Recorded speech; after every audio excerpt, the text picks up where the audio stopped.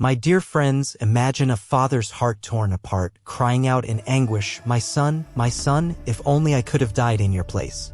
These are not mere words, they are the raw, aching sorrow of a king, a father whose love could not save his child from a path of destruction.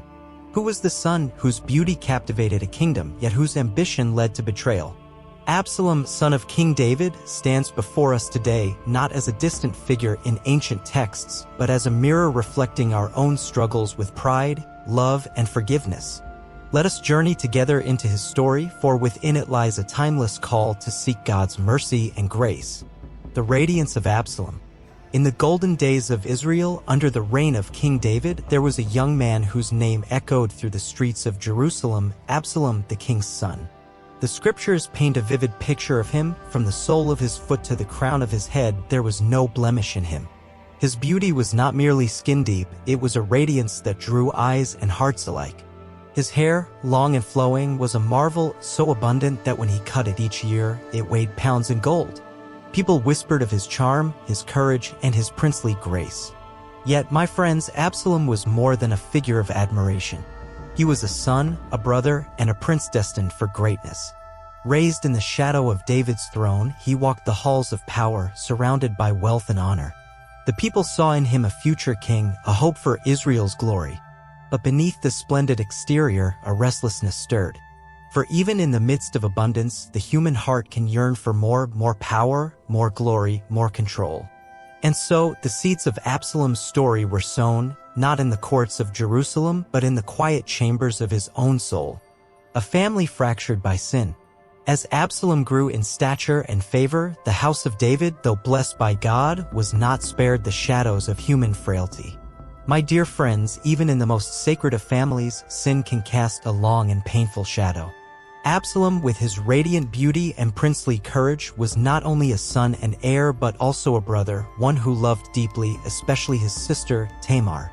Tamar, a woman of grace and purity, was cherished by Absalom, a bond forged in the warmth of shared childhood and royal duty. But tragedy struck like a thunderbolt in the heart of this royal family. Amnon, Absalom's half-brother and the eldest son of David, allowed his heart to be consumed by a sinful desire. In a moment of unthinkable betrayal, Amnon violated Tamar, shattering her dignity and leaving her broken in spirit. The palace, once filled with the laughter of siblings, now echoed with Tamar's silent tears. Absalom, upon hearing of this unspeakable crime, was consumed by a righteous anger. His love for Tamar burned fiercely, and her pain became his own. He took her into his home, vowing to protect her, but his heart began to harbor a seed of vengeance. King David, the father of this wounded family, was torn by grief when he learned of Amnon's sin. The scriptures tell us that David was angry, yet he did not act to punish Amnon. Perhaps it was the weight of his own past sins or the hope that time might heal the wounds. But to Absalom, this inaction was not justice, it was a betrayal. My friends, how often do we too cry out for justice when we see wrong unpunished? Absalom's heart, once filled with loyalty to his father, began to harden. He waited, he watched, and he planned.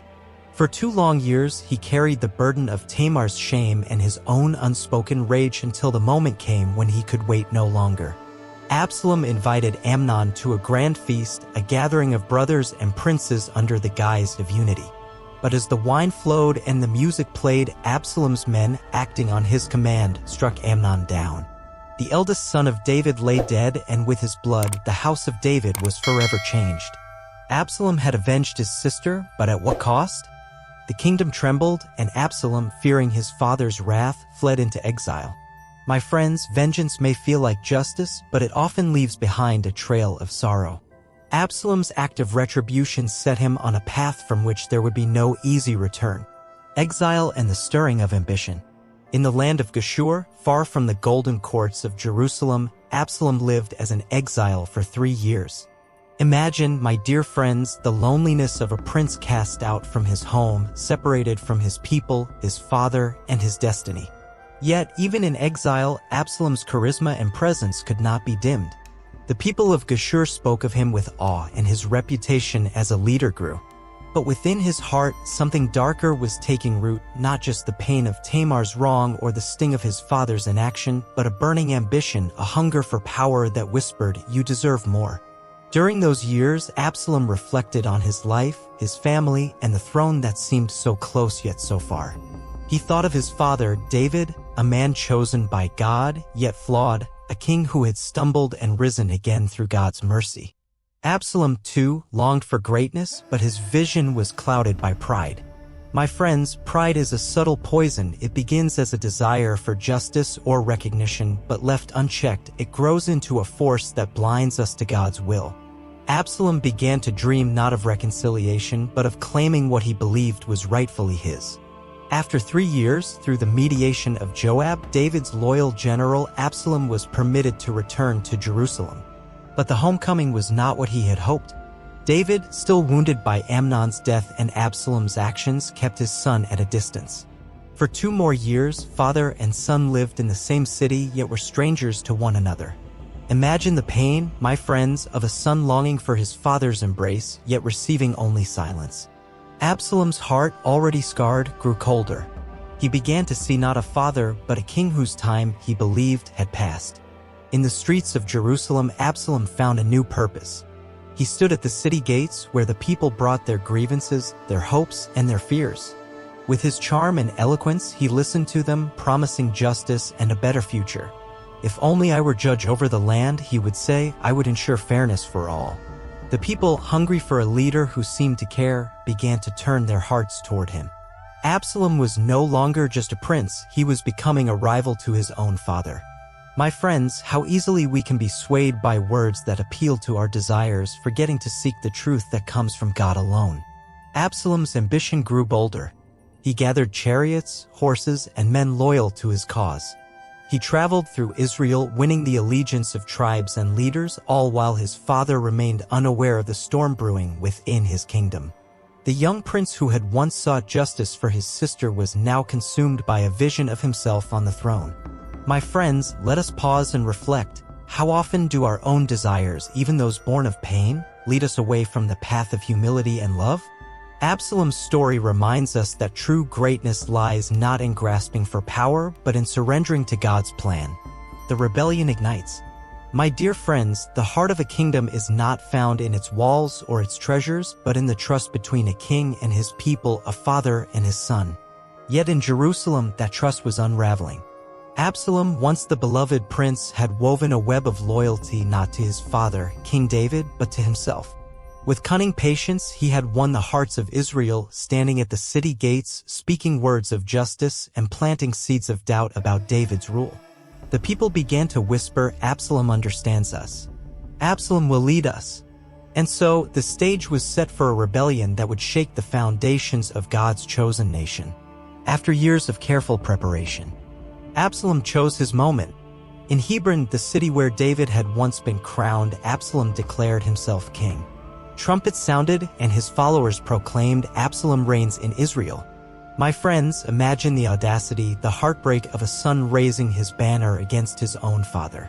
This was no mere act of defiance, it was a wound to the very heart of David's house, a betrayal that echoed the pain of Cain and Abel, of brother against brother, now son against father. Absalom's ambition had grown into a fire that threatened to consume all he once held dear.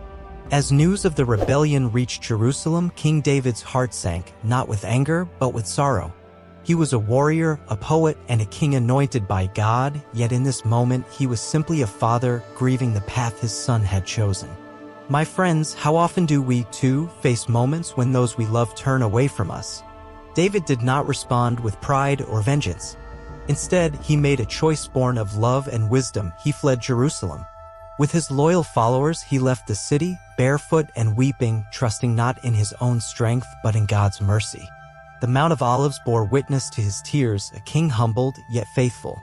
Absalom entered Jerusalem in triumph, greeted by those he had swayed. The throne, the symbol of God's covenant with David, now stood before him, and he claimed it as his own. My friends, how tempting it is to grasp what glitters, to believe that power or glory can fill the emptiness within us. Absalom sat as king, but his victory was hollow, built not on God's will but on the shifting sands of human ambition. He surrounded himself with advisors, including Ahithophel, once David's counselor, now turned traitor. Together, they planned to crush David's remaining forces, to solidify Absalom's rule with blood. Yet, even in this moment of triumph, Absalom could not escape the truth. The throne he claimed was not his by God's design. My friends, let us reflect: when we chase our own desires at the cost of love, of family, of faith, what do we truly gain? Absalom's rebellion was not just against his father, but against the God who had anointed David. And so, the stage was set for a confrontation that would not only decide the fate of a kingdom, but reveal the cost of a heart turned from grace. The battle in the forest. The winds of war now swept through Israel, carrying with them the cries of a divided people. My dear friends, conflict born of pride and betrayal spares no one. It wounds the guilty and the innocent alike. Absalom, seated in Jerusalem, rallied his army, a force swollen with those who believed in his promises of a new era. He rode out with confidence, his long hair flowing like a banner, a symbol of the beauty that had once united a kingdom but now led it into strife. His heart, hardened by years of ambition, saw only victory ahead. King David, meanwhile, gathered his loyal warriors in the wilderness. His army was smaller, but their hearts burned with devotion, not just to a king, but to the God who had guided David through every trial. My friends, in our darkest moments, it is not the size of our strength that matters, but the depth of our trust in God's providence. David, though a warrior, was a father still. As he sent his men to battle, he gave a command that revealed the tenderness of his heart: deal gently with the young man Absalom for my sake. Even in the face of betrayal, David's love for his son remained unbroken. The battle unfolded in the forest of Ephraim, a place where the trees stood tall and the shadows deep. My friends, how fitting that this clash of father and son, of loyalty and rebellion, should take place in a forest, a place where paths are hidden and choices lead to unforeseen ends. Absalom's forces, though numerous, were no match for the disciplined warriors of David, led by Joab, Ittai, and Abishai, men forged in the fires of countless battles. The forest became a chaos of swords and cries as brother fought against brother, and the land itself seemed to weep for the blood shed upon it. In the midst of this turmoil, Absalom rode proudly, his mule carrying him through the fray. But then, my friends, came a moment that would etch itself into the story of Israel forever. Absalom's hair, that glorious crown of his beauty, became his undoing. As he rode beneath a great oak, his hair caught in the branches, and he was left hanging, suspended between heaven and earth. His mule galloped away, leaving him helpless, a prince stripped of his power, caught in the very symbol of his pride. My friends, how often do our own strengths, when misused, become the chains that bind us? One of David's soldiers saw Absalom and ran to Joab, reporting the sight. Joab, a man of action and iron resolve, faced a choice. He knew David's command to spare Absalom, yet he saw in the young prince a threat that could reignite the rebellion. My friends, how difficult it is to balance mercy with justice and love with duty. Joab made his choice. With spears in hand, he and his men approached Absalom, still hanging in the tree. Without hesitation, Joab struck, and Absalom's life was ended, not in glory, but in sorrow, his rebellion extinguished in the shadows of the forest. The battle raged on, but with Absalom's death, his army faltered. The rebellion crumbled, and David's forces emerged victorious. Yet, my friends, this was no triumph to celebrate with songs and feasts. It was a victory stained with tears, for the cost was a son, a brother, a prince whose potential had been swallowed by pride. The forest of Ephraim stood silent, its trees bearing witness to a tragedy that would echo through the ages, a reminder that even the greatest gifts, beauty, courage, charisma, can lead to ruin when turned from God's purpose. A father's grief and a kingdom's silence. My dear friends, the clash of swords in the forest of Ephraim had fallen silent, but a far greater cry now rose, one that pierced the heavens and broke the heart of a king. When the news of Absalom's death reached David, it was not the victory of his army that filled his thoughts, but the loss of his son. The messenger, breathless from the battlefield, stood before him, and David asked with trembling hope, "Is the young man Absalom safe?" The answer came like a dagger: Absalom was no more. In that moment, the warrior king, the shepherd anointed by God, became simply a father, undone by grief. David climbed to the chamber above the city gate, and there he wept. His voice, raw with sorrow, echoed through the ages, "O my son Absalom, my son Absalom. Would I had died instead of you, O Absalom, my son, my son?" My friends, these are not merely the words of a king, but the cry of every parent who has loved a child even through rebellion and betrayal.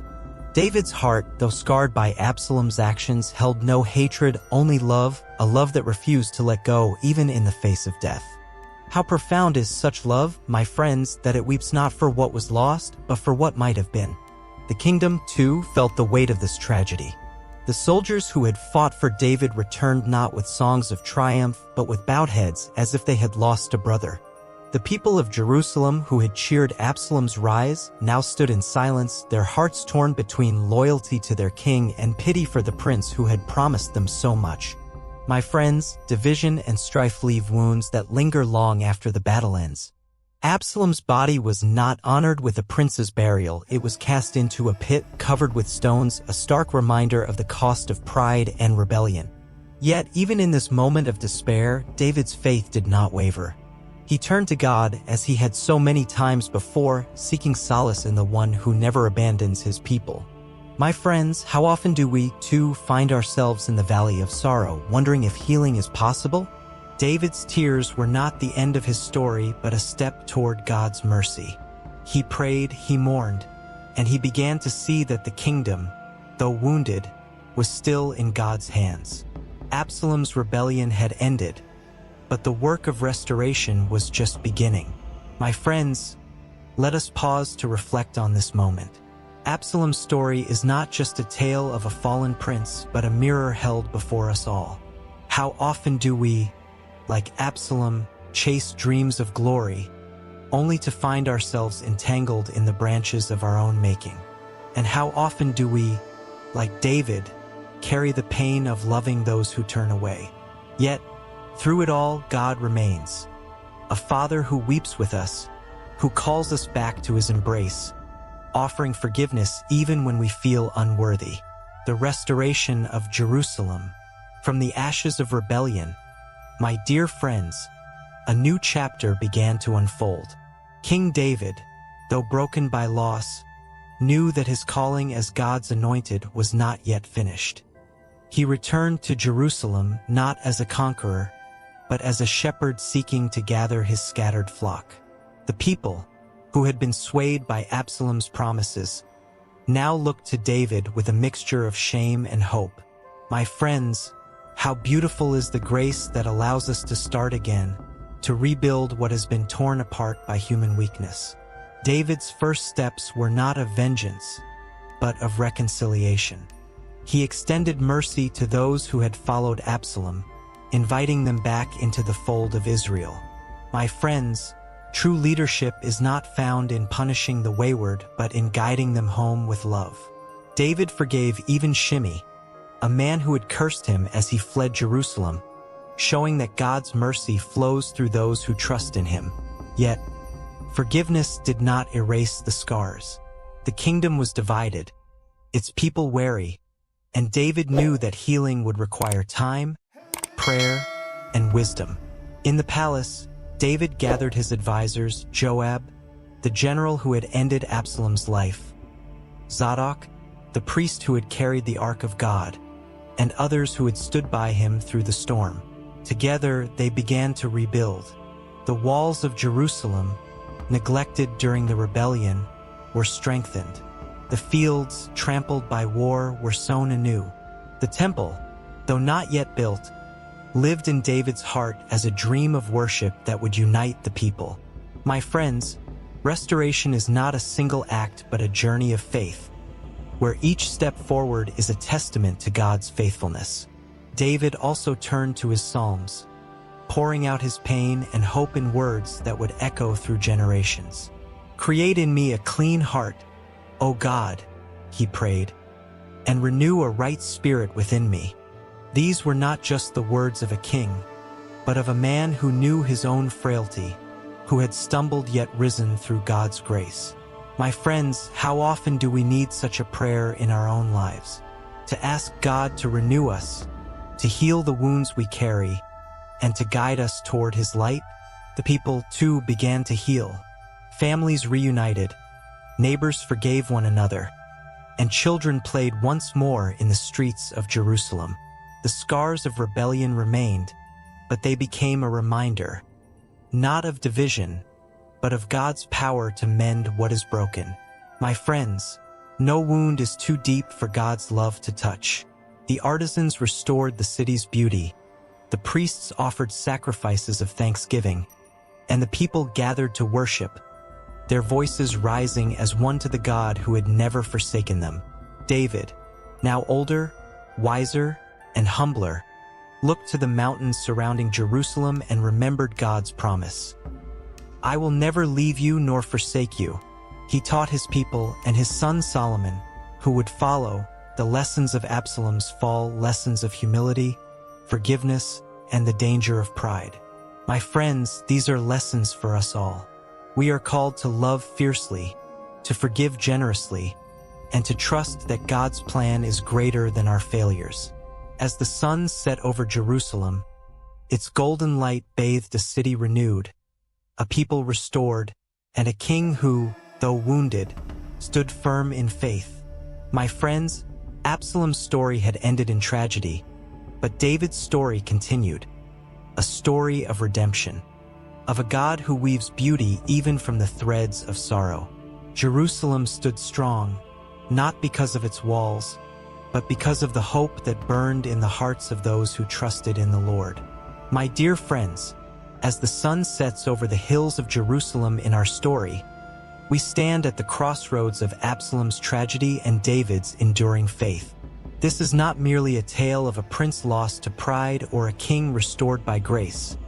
It is our story, yours and mine. Absalom's life, with all its beauty and ambition, reminds us of the fragility of the human heart. How often do we, like him, chase dreams that glitter, only to find ourselves entangled in the branches of our own choices? And yet, how often do we, like David, discover that even in our deepest pain, God's love remains, calling us back to his embrace? Absalom's story is a mirror, reflecting the struggles we all face, between love and anger, between humility and pride, and between rebellion and reconciliation. My friends, pride can lead us astray, whispering that we alone know the path to greatness. But God's voice, gentle and steadfast, reminds us that true greatness lies in serving others, in forgiving those who wound us, and in trusting his plan, even when the way is dark. Absalom chose a path of self-glory, and it led to a pit of stones. David chose a path of faith, and though scarred, he found renewal in God's mercy. Let us learn from this, my friends. Let us hold fast to love, even when it hurts. Let us seek forgiveness, even when it humbles us. And let us trust in God, who never abandons us, no matter how far we stray. Absalom's fall teaches us that beauty, charm, and courage are gifts from God, but they shine brightest when offered back to him. David's tears teach us that love endures, even through betrayal, and that God's grace can heal even the deepest wounds. As we reflect on this story, let us carry its lessons into our lives. Think of your own families, your own struggles.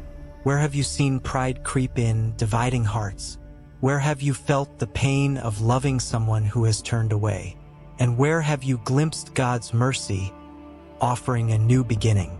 My friends, these are not questions to weigh us down, but to lift us up, to remind us that we are never alone, that God walks with us through every valley, guiding us toward his light.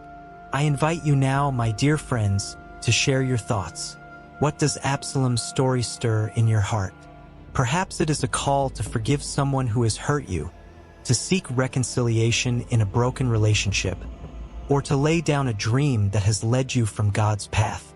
Write your reflections below, for in sharing, we strengthen one another, building a community rooted in faith and love. If this story has touched you, if it has reminded you of God's unending grace, I ask you to press the like button, not for me, but as a sign of gratitude for the wisdom of Scripture, which speaks to us across centuries. Share this video with someone who needs to hear it, a friend, a family member, or perhaps someone wrestling with pride or pain. Let this story be a bridge, connecting hearts to the hope that flows from God's Word. And please, do not forget to subscribe and click the bell, so we may journey together through more stories of the Bible, stories that challenge us, comfort us, and draw us closer to the God who loves us beyond measure. There are other tales waiting on this channel of men and women whose lives, like ours, were shaped by God's mercy. Explore them, let them speak to you, and let us continue to learn from the timeless wisdom of Scripture. My friends, I encourage you to open your Bibles to read the story of Absalom and David in 2 Samuel, chapters 13 to 18. Read it with your families, discuss it with your friends, and pray over it in your quiet moments. Let these words become a lamp to your feet, guiding you toward love, forgiveness, and faith. For the Bible is not a book of the past, it is a living word, speaking to us today, calling us to live as God's children. Let Absalom's story inspire you not to dwell in sorrow, but to rise in hope. Live with love that does not falter, forgive with a heart that does not harden, and trust in a God who never gives up on you. My friends, even in the darkest night, dawn is coming. God's mercies are new every morning, and His love is a river that never runs dry. Thank you for walking this journey with me, for opening your hearts to this story of beauty, betrayal, and redemption. May you leave this moment with a renewed spirit, ready to love more deeply, forgive more freely, and trust more fully in the God who holds us all. Let us go forth, carrying His light, and may our lives be a testament to His grace. Until we meet again, may God bless you, keep you, and guide you always.